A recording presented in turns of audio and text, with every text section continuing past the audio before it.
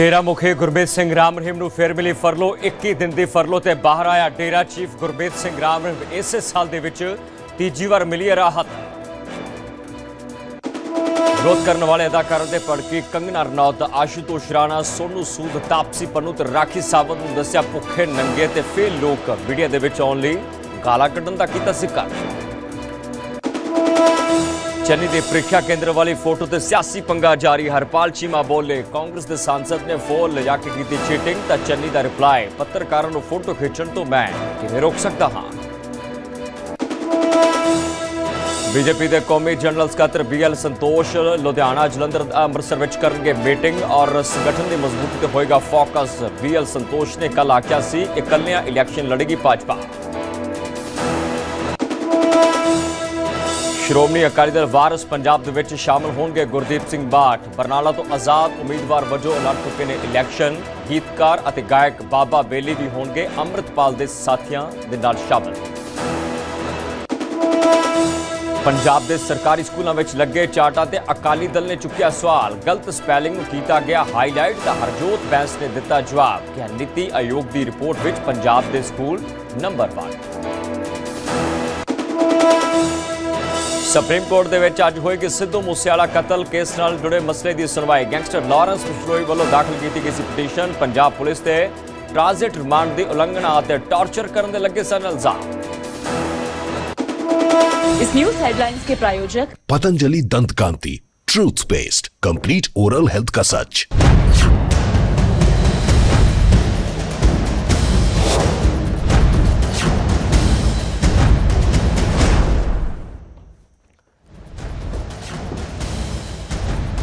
सत श्री अकाल, मैं हां कृष्ण सिंह। इस वेले दी सब तो वड्डी इंपॉर्टेंट खबर लैके हाजिर हां। गल कर रहे हैं डेरा चीफ गुरमीत सिंह राम रहीम की। डेरा प्रेमियों लिए सब तो वड्डी इंपॉर्टेंट खबर आई है।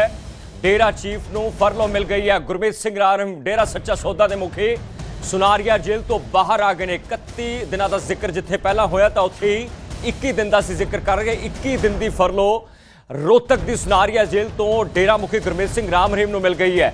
इस मामले से पंजाब सने उत्तर भारत में सब तो वड्डी चर्चा सी कि आखिरकार डेरा मुखी गुरमीत सिंह राम रहीम नूं इस फरलो देखिए कुछ मायने है और जेल तो डेरा चीफ गुरमीत सिंह राम रहीम बाहर आ गया है।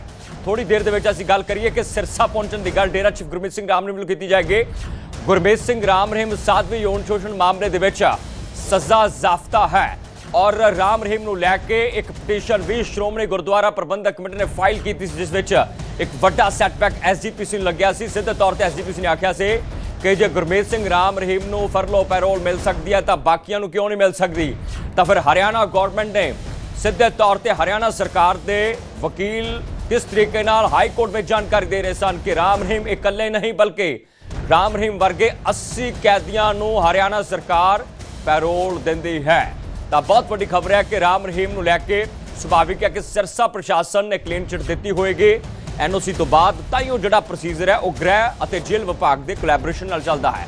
दिनेश कौशिक जुड़े है रोहतक तो मेरे सहयोगी। दिनेश की कुछ तुहाडे कोल जानकारी है और उस तो पहला सब तो वड्डी गल जे असीं देखिए इस इन्फॉर्मेशन की कि तीजी बार जिहड़ी है वो पैरोल और राम रहीम नूं मिली है। तो अंकित भी मेरे सहयोगी जुड़े हुए हैं। अंकित की कुछ इन्फॉर्मेशन है? डेरा चीफ राम रहीम नूं बहुत बड़ी राहत मिली है। बिल्कुल 17वीं बार पैरोल मिली है और कहीं ना कहीं 16 बार पहले मिल चुकी है। तो अपने आप में एक मिसाल कहेंगे, रिकॉर्ड कहेंगे, क्योंकि इतनी बार पैरोल या फरलो किसी कैदी को मिले तो वो अपने आप में सवाल जरूर खड़े करती है। और अभी अगर बात की जाए तो 25 जून को ही राम रहीम वापिस जेल के अंदर गया था और अभी अगस्त अब चल रहा है और अगस्त में एक बार फिर से 21 दिन की जो पैरोल है वो मंजूर हो जाती है और राम रहीम जेल से निकल चुका है। 6:05 की अगर बात करें सुबह तो जेल से बाहर निकल चुका है और सिरसा डेरे के अंदर ही गया है। रीजन देता देखो, पहला रीजन देते गए सी कि मैं खेतीबाड़ी करनी चाहना हाँ, मैं अपनी मां की सेवा करना चाहना हाँ। इस बार राम रहीम ने कोई वखरा रीजन दिता? बिल्कुल अभी रीजन निकल करके सामने नहीं आया है। जैसे ही अभी मंत्रियों से बात की जाएगी, अधिकारियों से बात की जाएगी, तो वो हालांकि क्या इसका कारण बताते हुए नजर आते हैं, लेकिन सवाल जरूर खड़े हो रहे हैं कि 21 दिन की जो पैरोल मिली है और 17वीं बार मिली है और इतनी जल्दी मिली है। पहले जनवरी में मिली थी, फिर मई के अंदर मिली थी और अब जो है ये कह सकते हैं कि अगस्त के अंदर एक बार फिर से मिल गई है। और अभी एक चीज बड़ी इंटरेस्टिंग है कि देखो सवाल पहला भी खड़े हुए सी। ਐਡਵੋਕੇਟ ਜਨਰਲ ਹਰਿਆਣਾ ਨੇ ਹਾਈ ਕੋਰਟ ਦੇ ਵਿੱਚ ਰਿਟਨ ਸਟੇਟਮੈਂਟ ਦਿੱਤੀ ਸੀ ਹਲਫਨਾਮੇ ਦੇ ਰੂਪ ਦੇ ਵਿੱਚ ਕਿ ਦੇਖੋ ਰਾਮ ਰਹੀਮ ਇਕੱਲੇ ਨਹੀਂ ਜਿਨ੍ਹਾਂ ਨੂੰ ਫਰਲੋ ਦਿੱਤੀ ਜਾ ਰਹੀ ਹੈ, 80 ਕੈਦੀ ਨੇ ਰਾਮ ਰਹੀਮ ਵਰਗੇ ਜਿਨ੍ਹਾਂ ਨੇ ਬਲਾਤਕਾਰ ਕੀਤਾ ਹੀਨਸ ਕ੍ਰਾਈਮ ਦੇ ਵਿੱਚ ਸੀ, ਕਿ ਸਾਰਿਆਂ ਨੂੰ ਪੈਰੋਲ ਫਰਲੋ ਦਿੱਤੀ ਜਾਂਦੀ। ਤਾਂ ਫਿਰ ਸਵਾਲਾਂ ਦੇ ਕੀ ਕੁਝ ਮਾਇਨੇ ਦੇਖੇ ਜਾਣ। बिल्कुल लगातार सवाल जो खड़े होते हैं तो सरकार के मंत्री हों या अधिकारी हों, वो यही एक वास्ता देते हुए नजर आते हैं कि कैदी का अधिकार है, पैरोल या फरलो जो है वो कैदी का अधिकार है और उसके अधिकार के अनुसार ही उनको पैरोल या फरलो दी जा रही है। लेकिन ये कैदी के अधिकार जो हैं क्या केवल हरियाणा के अंदर हैं, पंजाब के अंदर नहीं है या पूरे देश के अंदर नहीं है? क्योंकि ऐसे केवल कुछ ही कैदी नहीं है, बहुत सारे कैदी हैं। अब जिस तरह से पंजाब में सवाल उठ रहे हैं जगतार सिंह हवारा को लेकर के कि उन्हें क्यों नहीं पैरोल दी जा रही, उन्होंने भी मां की बीमारी का हवाला दिया है, लेकिन उसके बावजूद भी उन्हें 3 दिन से ज्यादा की पैरोल देने के लिए सरकार तैयार नहीं है। और अब यहाँ 21 दिन की पैरोल जब मिलती है तो राजनीतिक रूप से सवाल जरूर उठेंगे और इसके ऊपर भी राजनीति जरूर गरमाने वाली है जो अब पैरोल मिली है। जी बिल्कुल, बहुत शुक्रिया अंकित। जानकारी आ रही है कि राम रहीम 6:05 ਤੇ ਸੁਨਾਰੀਆ ਜੇਲ੍ਹ ਤੋਂ ਬਾਹਰ और ਭਾਰੀ ਸੁਰੱਖਿਆ बुलेट प्रूफ ਗੱਡੀਆਂ ਦੇ ਵਿੱਚ ਰਾਮ ਰਹੀਮ ਨੂੰ ਕਾਫਲੇ ਦੇ ਰੂਪ ਵਿੱਚ ਬਾਹਰ ਕੱਢਿਆ ਗਿਆ ਔਰ ਫਿਰ ਉਹ ਕਾਫਲਾ ਸਿਰਸਾ ਡੇਰਾ ਜਿਹੜਾ ਹੈੱਡਕੁਆਟਰ ਹੈ, ਸਿਰਸਾ ਡੇਰਾ ਹੈੱਡਕੁਆਟਰ ਤੁਹਾਨੂੰ ਯਾਦ ਹੋਊਗਾ ਕਿ ਸ਼ਾਹ ਸਤਨਾਮ ਜਿਹੜੇ ਕਿ ਡੇਰਾ ਮੁਖੀ ਗੁਰਮੀਤ ਸਿੰਘ ਰਾਮ ਰਹੀਮ ਦੇ ਉਸਤਾਦ ਹੋਇਆ ਕਰਦੇ, ਜਿਨ੍ਹਾਂ ਦੀ ਉਪਮਾ ਕਰਦੇ ਸੀ, ਉਹਨਾਂ ਤੋਂ ਬਾਅਦ ਡੇਰਾ ਚੀਫ ਗੁਰਮੀਤ ਸਿੰਘ ਰਾਮ ਰਹੀਮ ਨੇ ਗੱਦੀ ਸੰਭਾਲੀ। ਤਾਂ ਫਿਰ ਕਿਸ ਤਰੀਕੇ ਦੇ ਨਾਲ ਐਂਟਰੀ ਹੋਈ ਔਰ 2002 ਤੋਂ ਬਾਅਦ ਕਿਹੜੇ ਹਾਈ ਪ੍ਰੋਫਾਈਲ ਕੇਸਾਂ ਦੇ ਵਿੱਚ ਗੁਰਮੀਤ ਸਿੰਘ ਰਾਮ ਰਹੀਮ ਮੌਲਜਾ ਭਾਵੇਂ पत्रकार रामचंद्र छत्रपति केस होए या फिर ड्राइवर रणजीत सिंह कतल मामला होए या फिर किस तरीके दे नाल उन्हां जिहड़े भंगी दास सी जिहड़े डेरे दे उन्हां नूं नपुंसक बनाउण तक दी गाथा होए या फिर इस सिद्धे तौर ते कहिए पंचकूला हिंसा। तुहानूं याद होऊगा जदों CBI कोर्ट दा जिक्र कीता, वड्डा फैसला आया, उस तो बाद सब तो वड्डी गल सी कि अगजनी दी बहुत वड्डी गिणती विच लोकां दा जानी नुकसान पंचकूला हिंसा विच होया। देश धरोह तक दा परचा कई डेरा प्रेमी दे दर्ज होया सी। दिनेश कौशिक जुड़े हैं पत्रकार रोहतक तो। दिनेश की कुछ इन्फॉर्मेशन है? 6:05 के बाहर है, किस तरीके के हालात सन सुनारिया जेल के बाहर है? देखिए 2017 में गुरमीत राम रहीम को रोहतक की सुनारिया जेल में शिफ्ट किया गया था। तो 2026 तक यानी इन 9 सालों में गुरमीत राम रहीम 400 दिनों से ज्यादा जेल से बाहर रहे हैं और वो 7वीं बार आए हैं।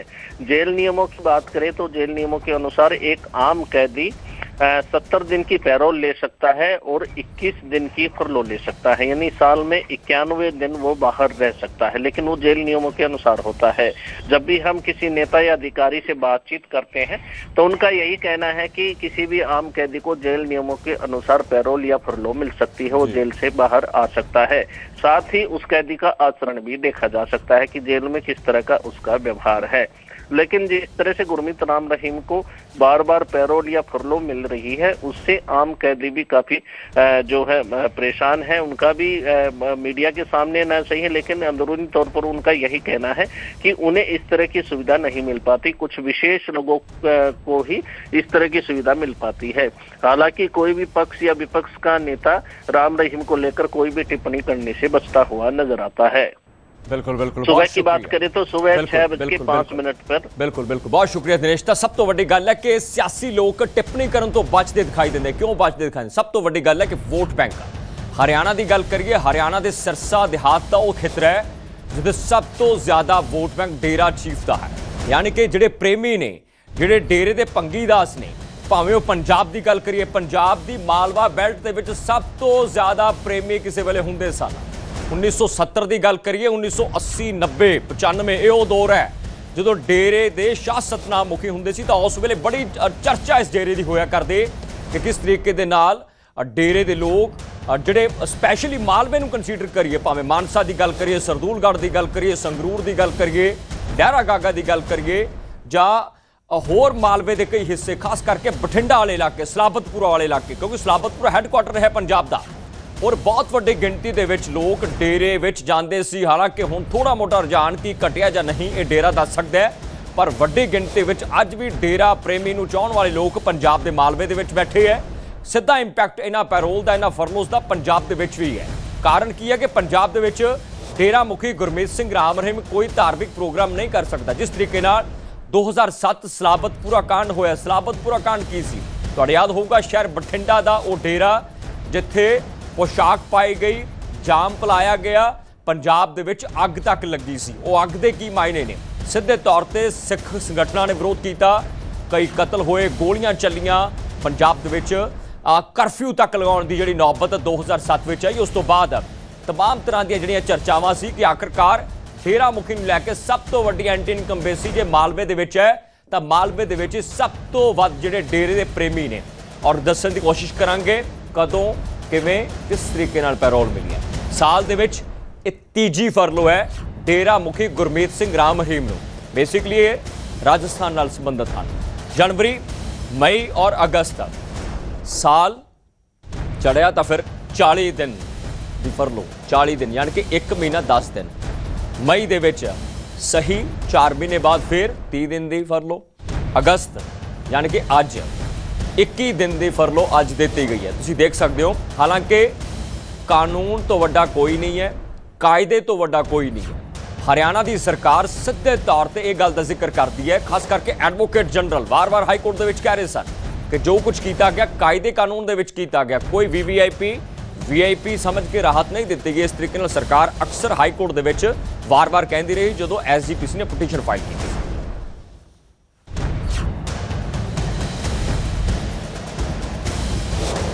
तो गल कर रहे हैं कंगना रनौत की। अदाकारा ते हुण कंगना रनौत पढ़ गई है, सांसद है, आए दिन चर्चा में रही है। एनफ की जिक्र किया गया, आखिरकार लोग भद्दियां टिप्पणियां क्यों कर रहे हैं? आशुतोष राणा नूं बहुत जिहड़ा वो तलखारा बड़े तिखे शब्दों के असभ्यक शब्दों की वरतों की गई है, जानवरों के वांग तुलना की गई है। और सोनू सूद नूं किस तरीके दे नाल तंज कसिया गया कि सोनू सूद कहते हैं कि मैनू तरीका सीखना चाहिए। राखी सावंत किरदार ते माड़ियां टिप्पणियां कर दी, भद्दियां टिप्पणियां कर दी। और तापसी पन्नू की परवरिश से सवाल चुकया गया। तापसी पन्नू मेरी परवरिश से अपमानित सवाल खड़े कर रहे। यानी कि तुसीं देखो कि कंगना रनौत आए दिन चर्चा दे विच कदे इत्थे सवाल, कदे उत्थे सवाल, कदे इत्थे जवाब। और सीधे तौर पर हुण परवरिश का जिक्र हो रहा है कि तापसी पन्नू ने परवरिश से सवाल चुके। ये लोग मेरे मुकाबले 1% भी कामयाब नहीं हैं। कंगना रनौत का कहना है कि वो बहुत ज़्यादा कामयाब है, बाकी ये तो ऐदा ही तुरे फिरते हैं लोग, 1% कामयाब ने। और सीधे तौर पर यह जाती टिप्पणी की गई है। जिहड़े लोग सवाल खड़े करते थे उन्होंने भुखे नंगे दस्सिया है, फेल दस्सिया है और अनवांटेड लोग दस्सिया है। मीडिया के विच आउण लई ये लोग गालां कढदे हैं। कंगना रनौत नूं बहुत वड्डा शकवा है और कह रही है कि पहला कंगना रनौत नाल बन के दिखाओ, यानी कि कंगना रनौत बन के दिखाओ। तो हुण सब तो वड्डा सवाल है, कंगना कह रही है कि पहला कंगना रनौत बन के दिखाओ। आशुतोष राणा कंगना रनौत किवें बनणगे? वो तो एक मर्द ने। या फिर सोनू सूद कंगना रनौत किवें बनणगे? वो भी एक मर्द ने। सीधे तौर पर कंगना रनौत कह रही है कि पहला ये लोग कंगना रनौत बन के दिखाओ। तो सवाल बहुत वड्डा है कि किस तरीके नाल बन के दिखाउण। इस तो पहला बाबा रामदेव से भी बहुत बड़ा सवाल चुकया गया कि बाबा रामदेव महिलावां प्रति अपना नज़रिया ठीक रखन। हालांकि बाबा रामदेव बड़े असभ्यक समाज तो आते हैं और अध्यात्मक और योग गुरु मन्ने जाते हैं। और उन्हां ते भी टिप्पणी कंगना रनौत ने की है कि इन्होंने बीबियां प्रति अपना नज़रिया वो ठीक रखना चाहिए है।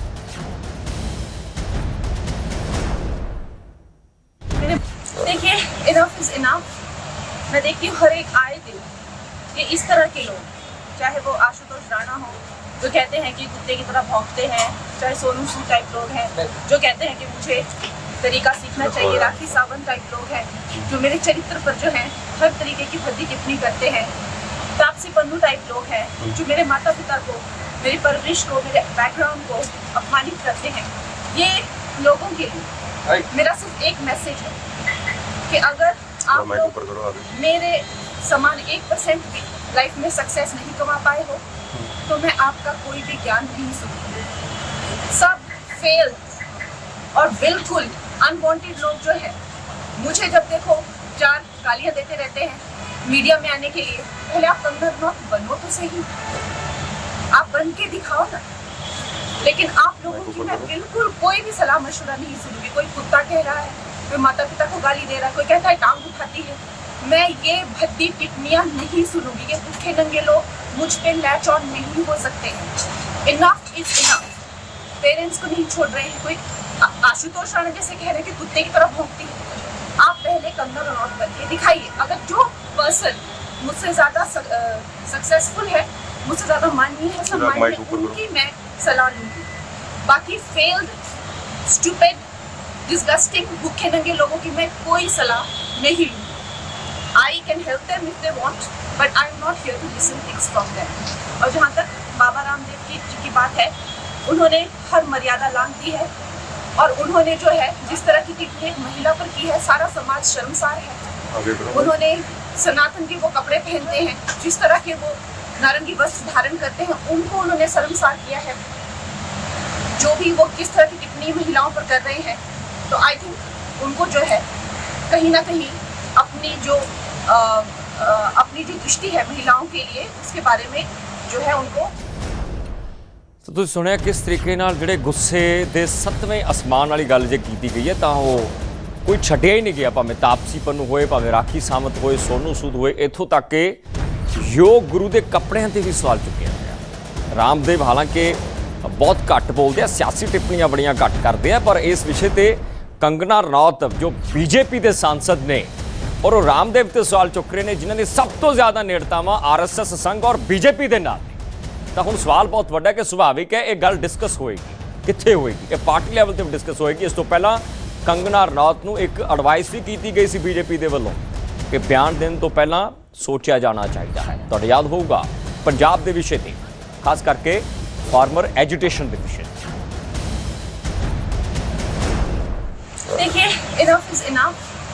मैं देखती हूँ हर एक आए दिन कि इस तरह के लोग, चाहे वो आशुतोष राणा हो जो कहते हैं कि कुत्ते की तरह भौंकते हैं, चाहे सोनू सूद टाइप लोग हैं जो कहते हैं कि मुझे तरीका सीखना चाहिए, राखी सावंत टाइप लोग हैं जो मेरे चरित्र पर जो है हर तरीके की भद्दी टिप्पणी करते हैं, तापसी पन्नू टाइप लोग हैं जो मेरे माता पिता को, मेरी परवरिश को, मेरे बैकग्राउंड को अपमानित करते हैं। ये लोगों के लिए मेरा सिर्फ एक मैसेज है कि अगर आप लोग मेरे समान 1% भी लाइफ में सक्सेस नहीं कमा पाए हो, तो मैं आपका कोई भी ज्ञान नहीं सुनूंगी। सब फेल और बिल्कुल अनवांटेड लोग जो है, मुझे जब देखो 4 गालियां देते रहते हैं मीडिया में आने के लिए, पहले आप कंगना रनौत बनो तो सही, आप बन के दिखाओ ना।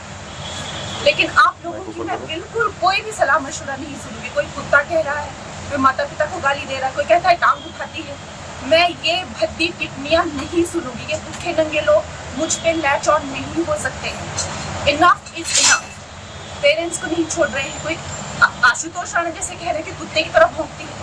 आप पहले कंगना रनौत बन के दिखाइए। अगर जो पर्सन मुझसे ज्यादा सक्सेसफुल है, मुझसे ज्यादा माननीय है, सम्मानीय है, उनकी मैं सलाह लूंगी। बाकी फेल्ड, स्टूपिड, डिस्गस्टिंग भूखे नंगे लोगों की मैं कोई सलाह नहीं लूंगी। I can help them if they want, but I'm not here to listen things from them. और जहाँ तक बाबा रामदेव जी की बात है, उन्होंने हर मर्यादा लांघ दी है और उन्होंने जो है जिस तरह की टिप्पणी एक महिला पर की है, सारा समाज शर्मसार है। उन्होंने सनातन के वो कपड़े पहनते हैं, जिस तरह के वो नारंगी वस्त्र धारण करते हैं, उनको उन्होंने शर्मसार किया है।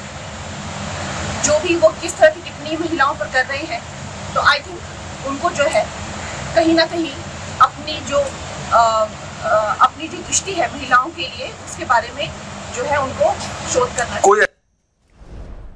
साबका सीएम चन्नी के प्रीख्या वाली फोटो ते सियासी विवाद जारी है। कैबिनेट मंत्री हरपाल चीमा कह रहे हैं कि चन्नी ने पेपर दे विच चीटिंग की। चन्नी कैमरा लिजा के पेपर दे रहे सी। चन्नी का पेपर तुरंत रद्द होना चाहिए है। तो तुसीं देख सकते हो कि साबका सीएम चन्नी के सवाल कौन चुक रहा है। हरपाल सिंह चीमा पेशे तो वकील, पंजाब के वित्त मंत्री, कानूनी भाषा पढ़ा रहे हैं चन्नी नूं कि देखो ये चीटिंग की गई है, ये वायलेशन की गई है, चन्नी कैमरा लैके गए ने। चन्नी की कुछ कह रहे हैं, चन्नी कह रहे हैं मेरा की कसूर, पत्रकारों ने फोटो खींची है, मैं पत्रकारों को किवें रोक सकता।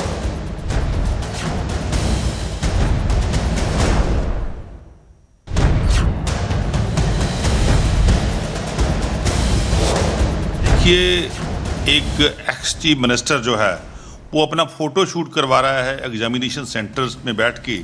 अब इससे पता चलता है कि वो एग्जामिनेशन नहीं देने गया था, वो कहीं ना कहीं उस जो वहाँ मोबाइल लेके गया उसके साथ चीटिंग कर रहा था। तो मैं समझता हूँ वो पेपर जो है तुरंत रद्द होना चाहिए। आपको पेपर देना है, आपको भाई पब्लिसिटी नहीं करनी। आप पब्लिक एडमिन का पेपर देने जा रहे हो, आपने प्रशासन चलाया, आपको इतना तो समझ होनी चाहिए कि आप कैमरा ले जाके पेपर दे रहे हो। तो मैं समझता हूँ उनकी कैंडिडेटशिप कैंसिल होनी चाहिए और जो पेपर है वो रद्द होना चाहिए। यार मेरी गल सुन, ਤੁਹਾਨੂੰ ਕੋਈ ਰੋਕ ਸਕਦਾ? ਤੁਸੀਂ ਧੱਕੇ ਨਾਲ ਮੇਰੀਆਂ ਫੋਟੋਆਂ ਲੈ ਰਹੇ ਹੋ ਤੇ ਧੱਕੇ ਨਾਲ ਮੈਨੂੰ ਜਿੱਥੇ ਮਰਜ਼ੀ ਫੜ ਕੇ ਖੜਾ ਸਕਦੇ, ਅਸੀਂ ਤੁਹਾਨੂੰ ਰੋਕ ਸਕਦੇ? ਐਗਜ਼ਾਮ ਸੈਂਟਰ ਦੇ ਇਸੇ ਤਰ੍ਹਾਂ ਐਗਜ਼ਾਮ ਸੈਂਟਰ ਦੇ ਵਿੱਚ ਵੀ ਬਾਹਰੋਂ ਜੇ ਖਿੜਕੀ ਚੋਂ ਉੱਥੇ ਕੋਈ ਇੱਕ ਆਇਆ, ਬਸ 100 ਪੱਤਰਕਾਰ ਸੀਗੇ ਤੇ ਪੱਤਰਕਾਰਾਂ ਨੇ ਫੋਟੋ ਲੈ ਲਈ ਕਿ ਆਫਤ ਆ ਗਈ ਹੈ। ਅੱਛਾ, ਤਾਂ ਤੁਸੀਂ ਦੇਖ ਸਕਦੇ ਹੋ ਪਹਿਲਾਂ ਫੋਟੋ ਨੂੰ ਲੈ ਕੇ ਆਵਾਜ਼ ਸੀ, ਹੁਣ ਸਾਬਕਾ ਮੁੱਖ ਮੰਤਰੀ ਤੇ ਇੱਕ ਵੱਡਾ ਸਵਾਲ ਵਿੱਤ ਮੰਤਰੀ ਨੇ ਚੁੱਕਿਆ। ਮੌਕੇ ਦਾ ਵਿੱਤ ਮੰਤਰੀ ਕਹਿ ਰਹੇ ਨੇ ਕਿ ਦੇਖੋ ਇਹ ਤਾਂ ਚੀਟਿੰਗ ਕੀਤੀ ਗਈ ਹੈ, ਇਹ ਤਾਂ ਚੀਟਿੰਗ ਦੇ ਮਾਇਨੇ ਕੀ ਨੇ। ਦਰਅਸਲ ਜੋ ਕੁਝ ਕਿਹਾ ਗਿਆ ਚੰਨੀ ਤੇ ਬਹੁਤ ਵੱਡਾ ਇਲਜ਼ਾਮ ਹੈ ਕਿ ਉਹ ਕੈਮਰਾ ਲੈ ਕੇ ਗਏ ਨੇ, ਪਰ ਨਾਲ ਦੀ ਨਾਲ ਚੰਨੀ ਕਹਿ ਰਿਹਾ ਕਿ ਮੈਂ ਤੁਹਾਨੂੰ ਕਿਵੇਂ ਰੋਕ ਸਕਦਾ ਹਾਂ ਕਿ ਤੁਸੀਂ ਮੇਰੀ ਫੋਟੋ ਖਿੱਚੋ ਜਾਂ ਨਾ ਖਿੱਚੋ। ਤੁਹਾਡਾ ਅਖਤਿਆਰ ਹੈ ਕਿ ਆਜ਼ਾਦੀ ਹੈ ਫੋਟੋ ਖਿੱਚਣ ਦੀ, ਖਿੱਚ ਸਕਦੇ ਹੋ। ਪਰ ਰੌਲਾ ਸਭ ਤੋਂ ਵੱਡਾ ਹੈ ਕਿ ਹਰਪਾਲ ਚੀਮਾ ਹੁਣ ਚੀਟਿੰਗ ਦੀ ਗੱਲ ਕਰ ਰਹੇ ਨੇ ਕਿ ਸਾਬਕਾ ਮੁੱਖ ਮੰਤਰੀ ਨੇ ਚੀਟਿੰਗ ਕੀਤੀ ਹੈ, ਇਹ ਚੀਟਿੰਗ ਨਹੀਂ ਸੀ ਹੋਣੀ ਚਾਹੀਦੀ।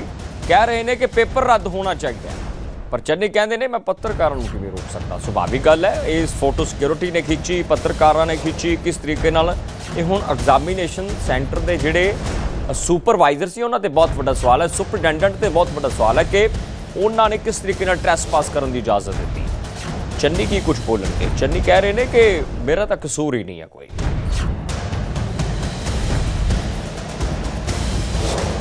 देखिए, एक एक्स चीफ मिनिस्टर जो है वो अपना फ़ोटो शूट करवा रहा है एग्जामिनेशन सेंटर्स में बैठ के। अब इससे पता चलता है कि वो एग्जामिनेशन नहीं देने गया था, वो कहीं ना कहीं उस जो वहाँ मोबाइल लेके गया उसके साथ चीटिंग कर रहा था। तो मैं समझता हूँ वो पेपर जो है तुरंत रद्द होना चाहिए। आपको पेपर देना है, आपको भाई पब्लिसिटी नहीं करनी। आप पब्लिक एडमिन का पेपर देने जा रहे हो, आपने प्रशासन चलाया, आपको इतना तो समझ होनी चाहिए कि आप कैमरा ले जाके पेपर दे रहे हो। तो मैं समझता हूँ उनकी कैंडिडेटशिप कैंसिल होनी चाहिए और जो पेपर है वो रद्द होना चाहिए। यार मेरी गल सुन, ਤੁਹਾਨੂੰ ਕੋਈ ਰੋਕ ਸਕਦਾ? ਤੁਸੀਂ ਧੱਕੇ ਨਾਲ ਮੇਰੀਆਂ ਫੋਟੋਆਂ ਲੈ ਰਹੇ ਹੋ ਤੇ ਧੱਕੇ ਨਾਲ ਮੈਨੂੰ ਜਿੱਥੇ ਮਰਜ਼ੀ ਫੜ ਕੇ ਖੜਾ ਸਕਦੇ, ਅਸੀਂ ਤੁਹਾਨੂੰ ਰੋਕ ਸਕਦੇ? ਐਗਜ਼ਾਮ ਸੈਂਟਰ ਦੇ ਇਸੇ ਤਰ੍ਹਾਂ ਐਗਜ਼ਾਮ ਸੈਂਟਰ ਦੇ ਵਿੱਚ ਵੀ ਬਾਹਰੋਂ ਜੇ ਖਿੜਕੀ ਚੋਂ ਉੱਥੇ ਕੋਈ ਇੱਕ ਆਇਆ, ਬਸ 100 ਪੱਤਰਕਾਰ ਸੀਗੇ ਤੇ ਪੱਤਰਕਾਰਾਂ ਨੇ ਫੋਟੋ ਲੈ ਲਈ ਕਿ ਆਫਤ ਆ ਗਈ ਹੈ। ਅੱਛਾ, ਚੰਡੀਗੜ੍ਹ ਦੇ ਵਿੱਚ ਆਈਡੀ ਬਰਾਮਦ ਕੀਤੇ ਭਾਜਪਾ ਦੇ ਰਾਜ ਸਭਾ ਸਾਂਸਦ ਤਰੁਣ ਚੁੱਗ ਨੇ ਵੱਡੀ ਸਟੇਟਮੈਂਟ ਦਿੱਤੀ ਕਿ ਬੀਜੇਪੀ ਨੂੰ ਡਰਾਉਣ ਦੀ ਕੋਸ਼ਿਸ਼ ਹੋ ਰਹੀ ਹੈ। ਨਸ਼ੇ ਐਕਸਟੋਰਸ਼ਨ ਦੇ ਖਿਲਾਫ ਬੀਜੇਪੀ ਨਹੀਂ ਰੋਕੇਗੀ। ਸਿੱਧੇ ਤੌਰ ਤੇ ਚੁੱਗ ਕਹਿ ਰਹੇ ਨੇ ਕਿ ਭਾਜਪਾ ਨੂੰ ਡਰਾਉਣ ਦੀ ਕੋਸ਼ਿਸ਼ ਹੋ ਰਹੀ ਹੈ। ਇੱਕ ਨਵਾਂ ਮੁੱਦਾ ਸਭ ਤੋਂ ਵੱਡੀ ਸਟੇਟਮੈਂਟ ਦੇ ਰੂਪ ਦੇ ਵਿੱਚ ਦੇਖਿਆ ਜਾ ਰਿਹਾ ਹੈ ਕਿ ਦੇਸ਼ ਵਿਰੋਧੀ ਤਾਕਤਾਂ ਬੀਜੇਪੀ ਨੂੰ ਡਰਾ ਨਹੀਂ ਸਕਦੀਆਂ। ਬੀਜੇਪੀ ਨਾ ਰੁਕੇਗੀ ਨਾ ਝੁਕੇਗੀ। ਕਿੰਨੀਆਂ ਵੀ ਧਮਕੀਆਂ ਮਿਲਣ, ਅਸੀਂ ਡਰਨ ਵਾਲੇ ਨਹੀਂ ਹਾਂ। ਮੋਦੀ ਦੀ ਅਗਵਾਈ ਦੇ ਵਿੱਚ ਪੰਜਾਬ ਨਸ਼ਾ ਮੁਕਤ ਬਣੇਗਾ। ਸਰਕਾਰ ਦਾ ਨੈਟਵਰਕ ਫੇਲ ਹੋ ਗਿਆ ਹੈ। ਜ਼ਮੀਨੀ ਪੱਧਰ ਤੇ ਇਸ ਨੈਟਵਰਕ ਦੇ ਫੇਲ ਹੋਣ ਤੇ ਸਵਾਲ ਚੁੱਕਿਆ ਗਿਆ ਕਿ ਕੱਲ ਚੰਡੀਗੜ੍ਹ ਦੇ ਸੈਕਟਰ 43 ਦੇ ਨੇੜੇ ਆਈਈਡੀ ਰਿਕਵਰ ਕੀਤਾ ਗਿਆ। ਤਰੁਣ ਚੁੱਗ ਰਾਜ ਸਭਾ ਸਾਂਸਦ ਨੇ ਔਰ ਸਿੱਧੇ ਤੌਰ ਤੇ ਕਹਿ ਰਹੇ ਨੇ ਕਿ ਪੰਜਾਬ ਦੇ ਵਿੱਚ ਤੰਤਰ ਫੇਲ ਹੋ ਗਿਆ। ਬੀਜੇਪੀ ਨੂੰ ਡਰਾਉਣ ਦੀ ਕੋਸ਼ਿਸ਼ ਹੈ। ਨਸ਼ਾ ਤੇ ਐਕਸਟੋਰਸ਼ਨ ਦੇ ਖਿਲਾਫ ਬੀਜੇਪੀ ਨਹੀਂ ਰੁਕੇਗੀ। ਆਖਰਕਾਰ ਇਹ ਸਟੇਟਮੈਂਟ ਦੇ ਕੇ ਕੁਝ ਮਹੀਨੇ ਤੋਂ ਪਹਿਲਾਂ ਬੀਜੇਪੀ ਦੇ ਪੰਜਾਬ ਹੈੱਡਕੁਆਟਰ ਚੰਡੀਗੜ੍ਹ ਤੇ ਗ੍ਰੇਨੇਡ ਅਟੈਕ ਹੋਇਆ ਸੀ, ਇੱਕ ਬੰਬ ਧਮਾਕਾ ਹੋਇਆ ਸੀ। ਉਸ ਬੰਬ ਧਮਾਕੇ ਦੇ ਵਿੱਚ ਜਾਨੀ ਨੁਕਸਾਨ ਨਹੀਂ ਸੀ ਹੋਇਆ। ਤਰੁਣ ਚੁੱਗ ਇਸ ਰਿਕਵਰੀ ਨੂੰ ਸਿੱਧੇ ਤੌਰ ਤੇ ਪੰਜਾਬ ਤੇ ਮੜਨ ਦੀ ਕੋਸ਼ਿਸ਼ ਕਰ ਰਹੇ ਨੇ। ਪੰਜਾਬ ਤੇ ਸਵਾਲ ਚੁੱਕ ਰਹੇ ਨੇ ਕਿ ਕਿੰਨੀਆਂ ਵੀ ਧਮਕੀਆਂ ਮਿਲਣ, ਅਸੀਂ ਡਰਨ ਵਾਲੇ ਨਹੀਂ ਹਾਂ। ਕਿ ਇਹ ਰਿਕਵਰੀ ਬੀਜੇਪੀ ਦੇ ਨਾਲ ਸੰਬੰਧਿਤ ਮੰਨੀ ਜਾਏ? ਕਿ ਇਹ ਰਿਕਵਰੀ ਬੀਜੇਪੀ ਨੂੰ ਡਰਾਉਣ ਦੇ ਲਈ ਸੀ? ਕਿ ਇਹ ਰਿਕਵਰੀ ਬੀਜੇਪੀ ਨੂੰ ਟਾਰਗੇਟ ਕਰਨ ਲਈ ਸੀ? ਕਈ ਵੱਡੇ ਸਵਾਲ ਨੇ। ਪਰ ਤਰੁਣ ਚੁੱਗ ਦੀ ਸਟੇਟਮੈਂਟ ਇਹ ਆਪਣੇ ਆਪ 'ਚ ਡਿਕੋਡ ਕਰਨ ਦੀ ਅਸੀਂ ਕੋਸ਼ਿਸ਼ ਕਰ ਰਹੇ ਹਾਂ ਕਿ ਆਖਰਕਾਰ ਇਹ ਬਿਆਨ ਹੁਣੇ ਕਿਉਂ ਦਿੱਤਾ ਗਿਆ। ਕਿ ਇਸ ਤਫਤੀਸ਼ ਦੇ ਵਿੱਚ ਕੁਝ ਵੱਡਾ ਖੁਲਾਸਾ ਤਾਂ ਨਹੀਂ ਹੋ ਰਿਹਾ ਸੀ, ਕੁਝ ਬੀਜੇਪੀ ਨੂੰ ਲੈ ਕੇ ਵੱਡੀ ਚੀਜ਼ ਤਾਂ ਨਹੀਂ ਹੋ ਰਹੀ ਸੀ। ਕਾਰਨ ਕੀ ਹੈ ਕਿ ਬੀਜੇਪੀ ਦੇ ਹੈੱਡਕੁਆਟਰ ਨੂੰ ਪਹਿਲਾਂ ਵੀ ਟਾਰਗੇਟ ਕੀਤਾ ਜਾ ਚੁੱਕਿਆ ਹੈ। ਪਿੰਨ ਖਿੱਚੀ ਤੇ ਹੈਂਡ ਗ੍ਰੇਨੇਡ ਬੀਜੇਪੀ ਦੇ ਹੈੱਡਕੁਆਟਰ ਤੇ ਮਾਰਿਆ ਗਿਆ ਸੀ। डराने का प्रयास किया जा रहा है। भारतीय जनता पार्टी नशे के खिलाफ, रंगदारी के खिलाफ और राष्ट्र विरोधी शक्तियों के खिलाफ अपने आगाज को रोकेगी नहीं, चाहे कितनी भी धमकियां दिलवा लो, हम रुकने वाले नहीं हैं। पंजाब को नरेंद्र मोदी के नेतृत्व में हम नशा मुक्त पंजाब बनाएंगे और तरक्की युक्त पंजाब। आईडी आना बड़ी चिंता का विषय है, तो एजेंसी जो फेल है इसका मतलब पंजाब की पंजाब की भगवंत मान की सरकार का पूरा नेटवर्क फेल है। सरकार पूरी जमीन। ਰਾਹੁਲ ਗਾਂਧੀ ਜਲਦ ਪੰਜਾਬ ਆ ਰਹੇ ਨੇ ਔਰ ਰਾਹੁਲ ਗਾਂਧੀ ਦੇ ਪੰਜਾਬ ਫੇਰੀ ਨੂੰ ਲੈ ਕੇ ਭੁਪੇਸ਼ ਬਘੇਲ ਨੇ ਵੱਡਾ ਬਿਆਨ ਦਿੱਤਾ ਕਿ ਪੰਜਾਬ ਯਾਤਰਾ ਨੂੰ ਲੈ ਕੇ ਮੇਰੀ ਰਾਹੁਲ ਗਾਂਧੀ ਦੇ ਨਾਲ ਗੱਲਬਾਤ ਹੋਈ ਹੈ। ਪੂਰੇ ਪੰਜਾਬ ਦੇ ਵਿੱਚ ਬੱਸ ਯਾਤਰਾ ਹੋਏਗੀ। ਯਾਤਰਾ ਨੂੰ ਲੈ ਕੇ ਪਾਰਟੀ ਆਗੂਆਂ ਦੇ ਨਾਲ ਮੀਟਿੰਗ ਵੀ ਹੋਏਗੀ। ਸਾਰੇ ਜ਼ਿਲ੍ਹੇ ਦੇ ਪ੍ਰਧਾਨਾਂ ਔਰ ਜ਼ਿਲ੍ਹਾ ਪ੍ਰਧਾਨਾਂ ਤੇ ਨਾਲ ਲੀਡਰਾਂ ਦੇ ਨਾਲ ਰਾਏ ਮਸ਼ਵਰਾ ਹੋਏਗਾ। ਮੀਟਿੰਗਾਂ ਕਰਕੇ ਯਾਤਰਾ ਦੀ ਰੂਪਰੇਖਾ ਤਿਆਰ ਕੀਤੀ ਜਾਏਗੀ। राहुल जी और प्रियंका जी दोनों से मुलाकात हुई और मुख्य रूप से बात पंजाब में जो बस यात्रा करनी है, राहुल जी को जो यात्रा है उसके संदर्भ में उससे अनुमति ले, मैं समय चाहा था तो अनुमति के लिए मैंने बात करना चाहा था और उन्होंने दिया समय और बोले कि अब एक हफ्ता में किस प्रकार से कार्यक्रम होगा वो ऑफिस में पुटअप कर दो और उसके बाद हम समय दे देंगे। इस हफ्ते से नहीं, लेकिन अब यात्रा अब बड़ी यात्रा करेंगे, पूरे पंजाब की यात्रा होगी तो थोड़ा समय लगेगा और सबसे राय शुमारी करके एक मीटिंग रखेंगे जिसमें सब जिला अध्यक्ष हैं, वरिष्ठ नेतागण हैं, सबकी एक मीटिंग लेके किस प्रकार से रूपरेखा हो और उस प्रस्ताव को फिर यहाँ भेज देंगे और जो फाइनल होगा उसके हिसाब से। ਸਰਕਾਰੀ ਸਕੂਲਾਂ ਵਿੱਚ ਲੱਗੇ ਚਾਰਟ ਤੇ ਸ਼੍ਰੋਮਣੀ ਅਕਾਲੀ ਦਲ ਨੇ ਸਵਾਲ ਚੁੱਕਿਆ ਹੈ ਕਿ ਇਹਦੇ ਵਿੱਚ ਸਪੈਲਿੰਗ ਗਲਤ ਹਨ। ਹਾਈਲਾਈਟ ਕੀਤਾ ਗਿਆ ਹੈ। ਅਕਾਲੀ ਦਲ ਨੇ ਪੰਜਾਬ ਦੇ ਸਿੱਖਿਆ ਮੰਤਰੀ ਹਰਜੋਤ ਬੈਂਸ ਤੋਂ ਜਵਾਬ ਮੰਗਿਆ ਹੈ ਕਿ ਤੁਸੀਂ ਸਪੈਲਿੰਗ ਕਿਸ ਤਰੀਕੇ ਦੇ ਨਾਲ ਗਲਤ ਲਿਖੀ ਹੈ ਔਰ ਨਾਲ ਹੀ ਹਰਜੋਤ ਬੈਂਸ ਨੇ ਜਵਾਬ ਦਿੱਤਾ ਹੈ ਕਿ ਤੁਸੀਂ ਸਪੈਲਿੰਗ ਤੇ ਖੜੇ ਹੋਏ ਨੀਤੀ ਆਯੋਗ ਦੀ ਰਿਪੋਰਟ ਦੇਖੋ। ਸਿੱਧੇ ਤੌਰ ਤੇ ਬੈਂਸ ਕਹਿ ਰਿਹਾ ਹੈ ਕਿ ਤੁਸੀਂ ਸਪੈਲਿੰਗ ਤੇ ਤਾਂ ਖੜੇ ਹੋਗੇ ਪਰ ਨੀਤੀ ਆਯੋਗ ਦੀ ਰਿਪੋਰਟ ਤਾਂ ਦੇਖੋ। ਨੀਤੀ ਆਯੋਗ ਦੀ ਰਿਪੋਰਟ ਵਿੱਚ ਪੰਜਾਬ ਤਾਂ ਕਹਿੰਦੇ ਨੰਬਰ 1 ਤੇ ਹੈ। ਤੁਸੀਂ ਉੜਤਾ ਪੰਜਾਬ ਚਾਹੁੰਦੇ ਹੋ ਤੇ ਅਸੀਂ ਪੜ੍ਹਦਾ ਪੰਜਾਬ ਚਾਹੁੰਦੇ ਹਾਂ। ਸਿੱਖਿਆ ਮੇਰੇ ਲਈ ਮਿਸ਼ਨ ਦਾ ਜ਼ਿਕਰ ਕੀਤਾ ਗਿਆ ਕਿ ਮੇਰੇ ਲਈ ਫੋਟੋ ਦਾ ਵਿਸ਼ਾ ਨਹੀਂ ਹੈ, ਮਿਸ਼ਨ ਹੈ। ਮੈਂ ਸਕੂਲ, ਬਿਲਡਿੰਗ, ਬੋਰਡ, ਸਪੈਲਿੰਗ ਸਭ ਠੀਕ ਕਰ ਦਿਆਂਗਾ।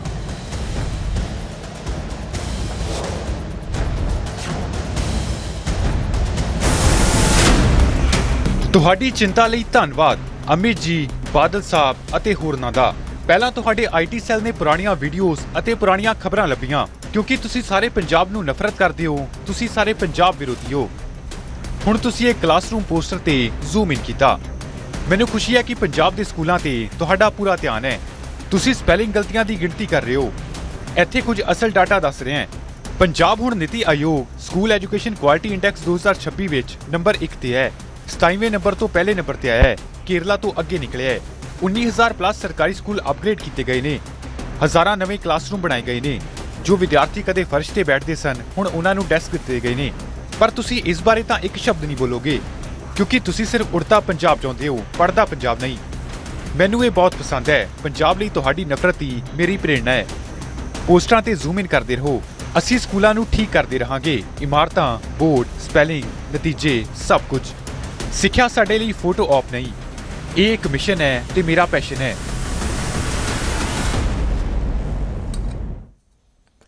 ਤਾਂ ਪੈਸ਼ਨ ਦਾ ਜ਼ਿਕਰ ਹਰਜੋਤ ਬੈਂਸ ਕਰ ਰਹੇ ਹਨ। ਦਰਅਸਲ ਕੁਝ ਸਪੈਲਿੰਗ ਔਰ ਕੁਝ ਫੈਕਟਸ ਜਿਹੜੇ ਉਹ ਗਲਤ ਦਾ ਜ਼ਿਕਰ ਅਕਾਲੀ ਦਲ ਨੇ ਕੀਤਾ ਕਿ ਦੇਖੋ ਬਾਕਾਇਦਾ ਤਸਵੀਰਾਂ ਤੇ ਇੱਕ ਗੋਲ ਰਾਉਂਡ ਮਾਰਿਆ ਗਿਆ ਔਰ ਸਿੱਖਿਆ ਮੰਤਰੀ ਹਰਜੋਤ ਬੈਂਸ ਤੇ ਸਵਾਲ ਚੁੱਕਿਆ ਗਿਆ ਕਿ ਇਹ ਹਰਜੋਤ ਬੈਂਸ ਦਾ ਡਿਪਾਰਟਮੈਂਟ ਹੈ ਔਰ ਦੂਜੇ ਪਾਸੇ ਬੈਂਸ ਕਹਿ ਰਿਹਾ ਕਿ ਇਹ ਵੀ ਬਹੁਤ ਵੱਡੀ ਇੱਕ ਚਰਚਾ ਹੋ ਰਹੀ ਹੈ। ਆਖਿਰਕਾਰ ਕੀ ਕੁਝ ਜਿਹੜੀਆਂ ਚਰਚਾਵਾਂ ਹੋਈਆਂ, ਕੀ ਕੁਝ ਬਿਆਨ ਆਏ ਉਹ ਵੀ ਅਸੀਂ ਸੁਣਨ ਦੀ ਕੋਸ਼ਿਸ਼ ਕਰਦੇ ਹਾਂ। ਦਰਅਸਲ ਅਕਾਲੀ ਦਲ ਔਰ ਸਿਆਸੀ ਜਮਾਤਾਂ ਇਸ ਤੇ ਸਵਾਲ ਕਿਉਂ ਚੁੱਕ ਰਹੀਆਂ, ਇਹ ਵੀ ਇੱਕ ਵੱਡਾ ਸਵਾਲ ਹੈ।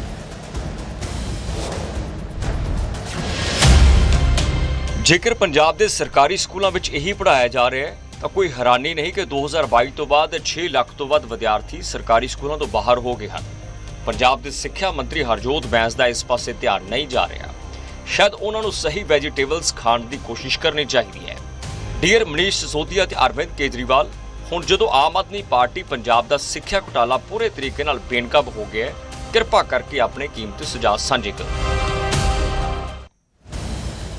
ਸ਼੍ਰੋਮਣੀ ਅਕਾਲੀ ਦਲ ਭਾਜਪਾ ਗਠਜੋੜ ਦੀ ਚਰਚਾ ਤੇ ਰਾਜਨੀਤੀ ਪੱਖੀ ਹੈ। ਪੰਜਾਬ ਕਾਂਗਰਸ ਪ੍ਰਧਾਨ ਅਮਰਿੰਦਰ ਸਿੰਘ ਰਾਜਾ ਵੜਿੰਗ ਦਾ ਬੀਜੇਪੀ ਤੇ ਨਿਸ਼ਾਨਾ ਹੈ। पंजाब दे विच बीजेपी डबल गेम खेड रही है, दोहरी गेम खेड रही है। वड़िंग कह रहे हैं बीजेपी सौं खा के कही कि अकाली दल दे नाल गठजोड़ नहीं करेगी और सिद्ध तौर ते एक सौं की गल की गई कि सौं खा के बीजेपी दसे कि अकाली नाल गठजोड़ नहीं करेगी। एक पासे श्रोमणी अकाली दल दे नाल मीटिंग की जा रही है, दूजे पासे कह रहे ने कि आप अपनी सीटां ते लड़ांगे, यानी कि 117 सीटां ते लड़न की गल की गई। तो बीजेपी के लीडर परमिंदर सिंह बराड़ वड़िंग नूं जवाब दे रहे हैं। वड़िंग पहला सौं खा के अंदर खा के समझौते का जिक्र किया गया कि वड़िंग सौं खान के अंदर खाते समझौता नहीं किया। तुसी बीजेपी कह रही है कि वड़िंग ने अंदर खाते समझौता किया, पहला सौं खान वड़िंग कि की तुसी इंटरनल समझौता तो नहीं किया। सीधे तौर पर कांग्रेसियों वालों चुके सवालों का जिक्र परमिंदर बराड़ ने किया।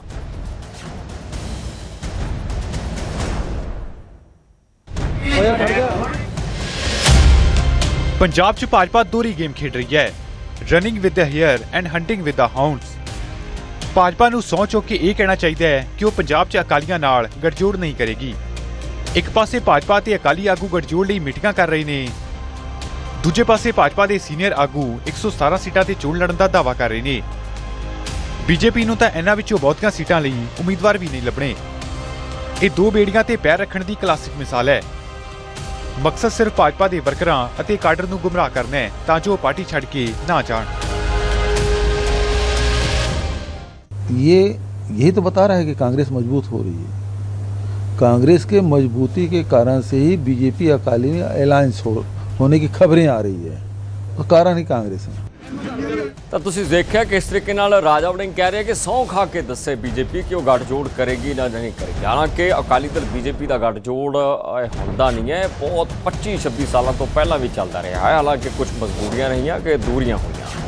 तो दूजी सब तो वड्डी गल है कि हुण बीजेपी इस ते जवाब किवें देगी। बीजेपी भी कह रही है राजा वड़िंग नूं कि राजा वड़िंग सौं खा के दसन कि अंदर खाते समझौता किया गया या फिर नहीं किया गया। तो बीजेपी के कौमी जनरल सकत्तर BL संतोष पंजाब दे विच ने और दूजा दिन अज दौरे दा है। वर्करां दे नाल मैराथन मीटिंगां हो रही ने। लुधियाना, जलंधर अते अमृतसर दे विच बैठक होएगी। कल पटियाला ते बठिंडा दे विच भी रैलियां कीतीआं गईआं। तो उन्हां बैठकां दे विच सिद्धे तौर ते पटियाला बठिंडा विच आत्म चिंतन किया गया कि की कुछ वर्कर अते उन्हां दी आवाज़ ते तासीर सियासत किस तरीके नाल पकी हुई है। गठजोड़ के सवालों ते BL संतोष ने आख्या सी कि 117 सीटां ते इलैक्शन लड़ी जाएगी, जित के पंजाब दे विच इकल्लियां सरकार बनाउण दा दम भरिया कि असीं इकल्ले इलैक्शन लड़ांगे और सरकार पंजाब दे विच बनावांगे। तो अमृतपाल दी पार्टी श्रोमणी अकाली दल वारस पंजाब दा कुनबा दिनों दिन वधदा जा रहा है। गुरदीप बाठ बरनाला तो जिहड़े आज़ाद कैंਡੀਡੇਟ बायपोल विच सन वो हुण अमृतपाल दी पार्टी नूं ज्वाइन कर सकते हैं। गीतकार अते गायक बाबा बेली भी अमृतपाल दी पार्टी वारस पंजाब दे विच शामिल हो सकते हैं।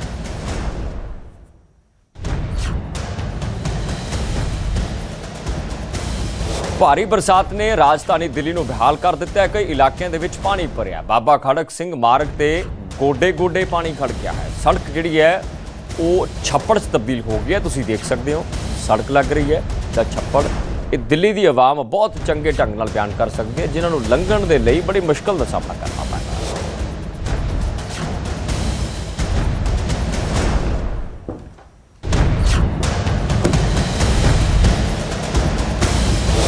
इस तौर पर जिक्र करिए और सड़कों पर पानी इस कदर है कि वड्डी गिनती में जोड़े वाहन ने वो भी खराब होंगे दिखाई दिते और सड़कों तलाव के तब्दील हो गई। मीह ने राजधानी को बेहाल कर दिता है। कली दिल्ली नहीं चंडीगढ़ के भी 75 mm तो बाद बरसात का की कुछ जोड़ा वो मंजर से इस कदर से कि चंडीगढ़ के भी गोडे गोडे पानी से। तो राजधानी दिल्ली के भी देख सकते हो कि 1.5 फुट जोड़ा पानी है वो खड़ा दिखाई दे रहा है कि गड्डियां के टायर जोड़े है वो अध तो ज़्यादा जोड़े है वो पानी के विच डुबे हुए दिखाई दे रहे हैं।